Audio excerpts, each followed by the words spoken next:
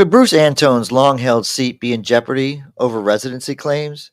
Join us as we uncover the details and implications for District 41.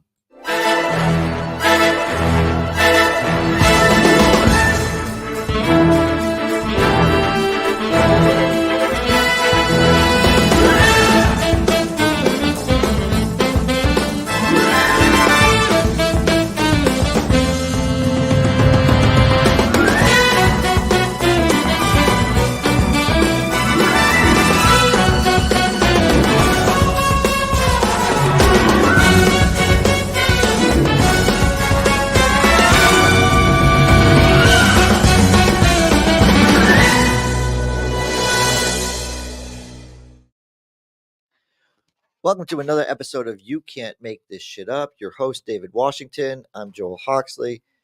So, David, in Central Florida, candidate Janét Buford-Johnson has filed an ethics complaint against longtime lawmaker Bruce Antone, alleging he doesn't reside in the district he represents. Now, the complaint follows a report detailing Antone's use of multiple addresses outside the district. While Antone dismissed the allegations as a campaign tactic, Buford-Johnson insists he should be held accountable for this misleading his constituents. Now, the Ethics Commission response remains uncertain, but the issue may impact the upcoming Democratic primary. What do you say? This has been an issue with Representative Antone for quite some time. This is nothing new. It came up in the last, about 4 years ago, the last school board election in that area. And I believe it was former Representative Bruce Antone versus Vicky Felder in a runoff. And then it was learned that Mr. Antone did not have residency in the district, the school district in which he was running for. And so he had to come out of that race. And then candidate Mike Scott became the challenger to Vicky Felder, who went on to become the school board member of that particular school district. And Mike Scott has since gone on to become county commissioner of District 6. And and Bruce Antone has gone on to become state representative for the district that he represents right now. A lot of moving pieces on the chessboard. However, this issue has come up again. Have And these guys ever decided if these guys ever just decided to get a real job? Yeah. I mean, it might be scary. No, I'm sorry. I had to say something silly. Yeah, David, it's a requirement. Look, live in the district you represent. Okay? If you're going to use an address, make sure you use the right address. Make sure you know that you're there. Look, too many carpetbaggers, too many people out there trying to get their name on the ballot and get elected. Look, if you can't trust that they're living in your district, you can't trust that they're doing the right thing, then vote somebody else. I mean, come on, this is ridiculous. This should not be an issue with any candidate. Bruce Antone has been in West Orange politics as an elected official since 2002. And I've been here in Florida for only, 10 years. So I've only known Bruce Antone as being a politician. I agree with you. This should not be an issue, but it keeps coming up with Bruce Antone. And, he won House District 41 after defeating the incumbent, Traveris McCurdy, who was running for Orlando City District 5 Commissioner due to the suspension of Commissioner Regina Hill. It's just, again, moving pieces across the chessboard. And West Chicago, I'm sorry, West Chicago, West Orlando deserves better. If this is true, and the ethics committee should hurry up and review this, and it's a disservice to the residents of House District 41. It really is. Oh, David, it's very hard to be speechless, but this is speechless. Look, And it's been it, common knowledge. This has it's. been common knowledge in that community for years. I think it's just this is where it gets really confusing. Like, it's simple.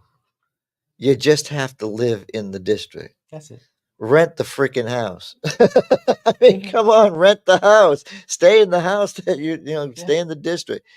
Oh my God, this is like brainless. State Senator Geraldine Thompson is facing the same issue, that she doesn't live in the district that she represents.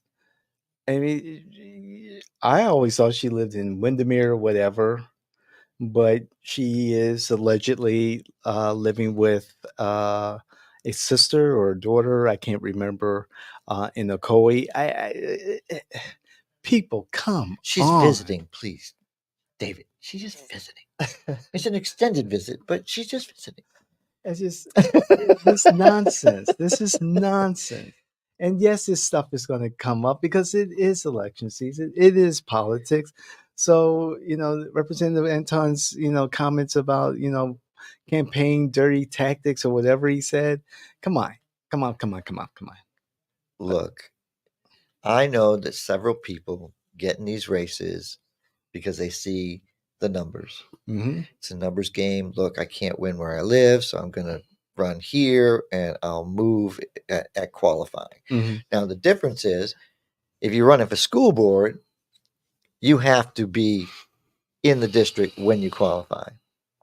You have to have residency, period. Mm-hmm. Now, the difference is if you're running for the state house, then you can simply make sure that you're living in the district when you're elected. Right. So that there's a difference between the way those are written. But they all say you have to live in the district that you represent. It's clear. Rules are clear. So if you're using multiple addresses, you better be sure that you have the facts out there, because this is a state that transparency is important. We have sunshine laws. This is not a dirty tactic. If Janét can't tell where you live, then the people that you represent can't tell where you live. And if they can't tell where you live, then you're untrustworthy. Period. That's it. All I can say. I think one way of Representative Anton um, resolving this issue is call up local media to his residents in the district and bring them into that residence and give a tour, show him where his toothbrush is, where he sleeps, his clothes in the closet, where he sits down to eat, what his favorite channel is on television. Show them where he has his dirty laundry, literally. And then this whole thing will be non existent. Case closed. Ethics committee, your job is done. That's it. You can't make this shit up, David. You can. You can. Well, we thank you for joining us for another episode of You Can't Make This Shit Up. If you happen to know where Bruce Antone lives, please let us all know, and let's have a party.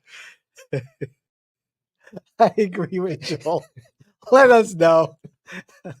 I'd love to take that tour too. We're your political innovators.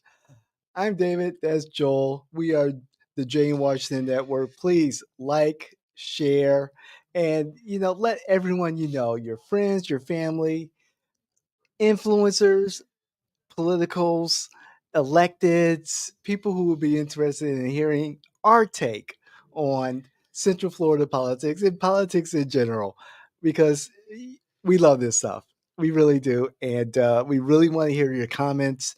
It's the engagement that really fuels our programming and our channel and the algorithm. So please comment. We really enjoy talking to you all and having these conversations beyond the podcast. So we'll see you the next time. This is You Can't Make This Shit Up.